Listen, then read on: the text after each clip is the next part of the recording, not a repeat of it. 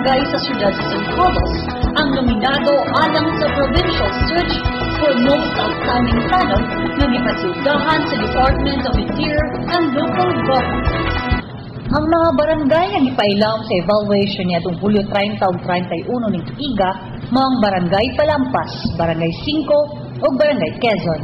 Di mga evaluators mao sila si Maria Fatima Daes, LGOO 6 Cluster Head, May Adrias, Provincial Officer, NAPOLCOM, Ruth Estela, Jail Warden sa BJMP, Handumanan, Bacolod, SPO3 Rami Saison, Tactical PNCO RIC 6, SFO1 Marvin Jude Coliosa, FSES, NCO OPFM BFP, og si Police Inspector Jensen Orel Tiglao, Operation Officer San Carlos City Police Station.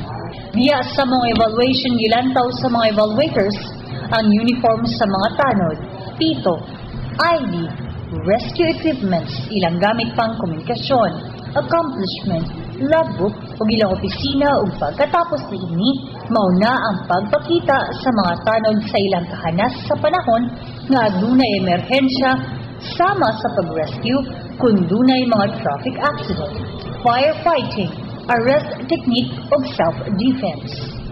Sa laing bahin, pagkahapon niya ng adlaw, ang mga evaluators mi-assess sa laing contender sa maong search.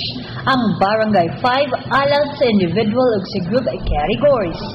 Samtang si Chief Tanod Alex Alang sa Barangay 5 may nominado sa individual category tungod sa iyang mga nahimo sa ilang lugar.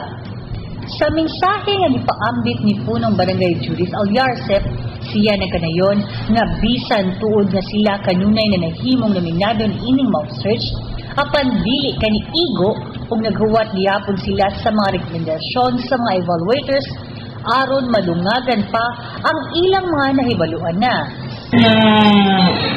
Evaluation nasayod mi nga kami dili pa gyud sa karon nga inyo ang gituro dili pa kami igo o kulang pa aduna pay daghang kulang para kanamo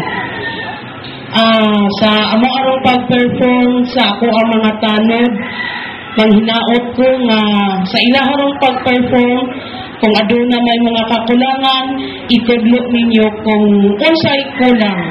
Gipakita usab sa mga tanod ang mga paagi sa pagdakop sa suspitsado nga gamit ang Miranda Doctrine ug ang gamit ang ilang mga hinagiban nga sticks pinagi sa tapado, pagtubag sa mga kalamidad nga may tabo sama sa linog, sunog ug uban pa.